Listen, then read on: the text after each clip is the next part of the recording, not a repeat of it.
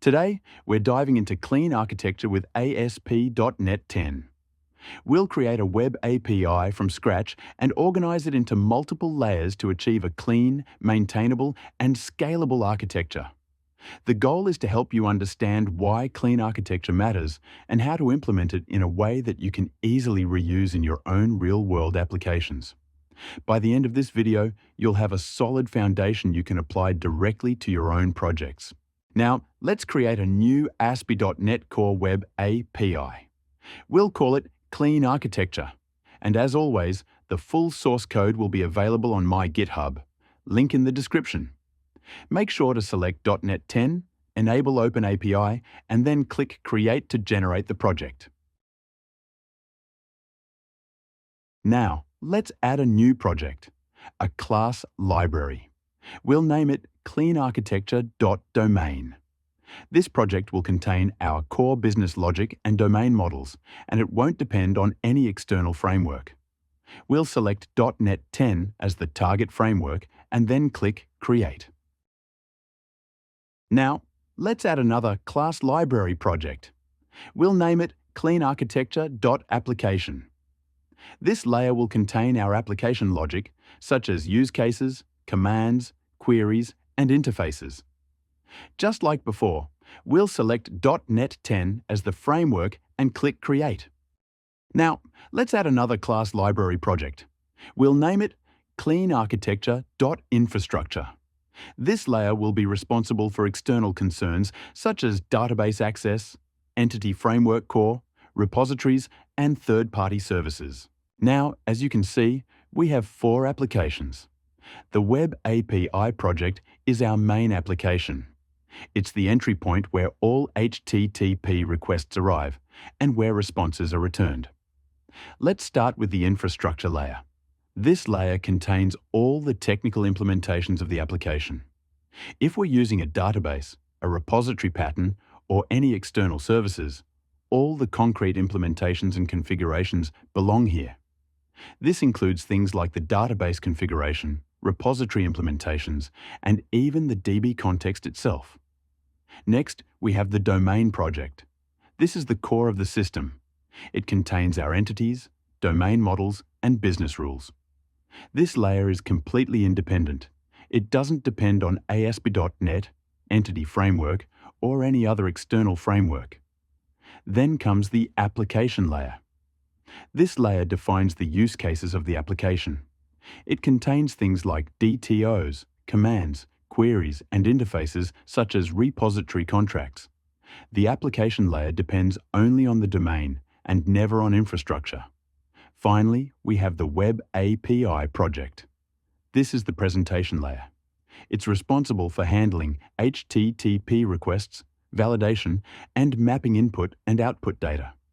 It coordinates everything, but it does not contain any business logic. This separation of concerns is the core idea behind clean architecture, keeping the business logic independent, testable, and easy to maintain. Program CS acts as the composition route. This means it's responsible for wiring up dependency injection, configuring middleware, and registering services from the application and infrastructure layers. However, instead of putting all our dependency injection logic inside program class, it's better to separate it by layer. This helps keep Program CS clean and makes each project responsible for registering its own dependencies. So, inside the Clean Architecture.application project, let's add a new class called Dependency Injection. In this class, we'll create an extension method on iService collection. This method will be responsible for registering all application-level services.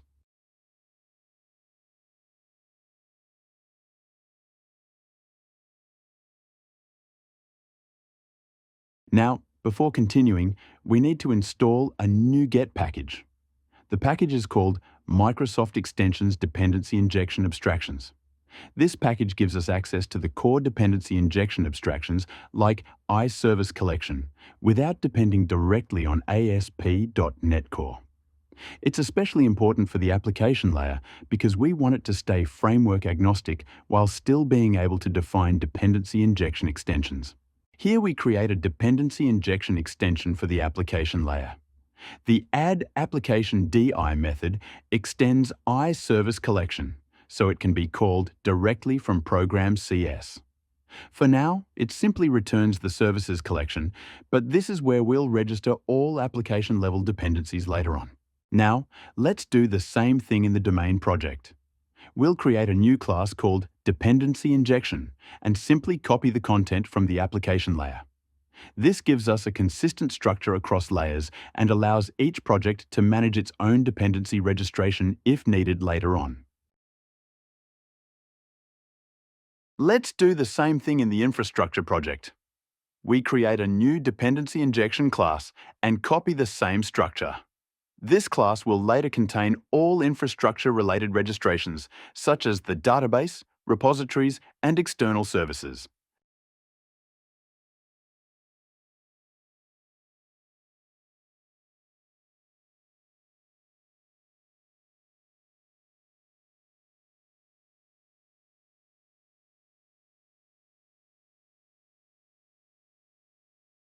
Now, let's add a reference from the API project to the application project. This allows our web API to access the application layer and call its dependency injection extension. Now, the application project needs a reference to the domain project. This allows the application layer to use domain entities and core business rules. And finally, the infrastructure project will reference the application project. This allows infrastructure to implement the interfaces defined in the application layer, such as repositories and external services. This keeps the dependency direction correct and fully aligned with clean architecture principles. Now, inside the API project, let's add a project reference to the infrastructure project. This allows the API to register and use the infrastructure implementations at runtime. Now, inside the API project, let's create a new class called Dependency Injection. We'll copy the same code structure we used in the other projects. This class will act as a single entry point to register all dependencies needed by the API, keeping program CS clean and easy to read. Now, inside program.cs, we call our dependency injection extension method. Using builder.services.addApp.di, we register all the dependencies exposed by the API layer in a single line. Inside the API dependency injection class, we centralize all dependency registrations. The addApp.di method calls both addApplication.di and addInfrastructure.di. This way, the API only needs a single method call to register all dependencies from the inner layers.